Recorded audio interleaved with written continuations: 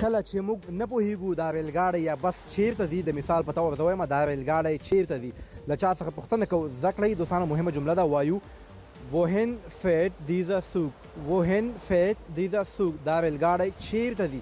او کله چې موږ چاته وایو کله بیرته کور ته ځي، کله بیرته کور ته ځي، داسې وایو wann gehst du nach Hause، wann gehst du nach Hause، کور ته کله ځي داسې وایو.